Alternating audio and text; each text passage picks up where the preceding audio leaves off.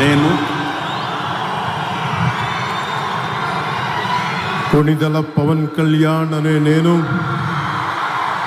శాసనం ద్వారా నిర్మితమైన భారత రాజ్యాంగం పట్ల నిజమైన విశ్వాసం, విధేయత చూపుతానని,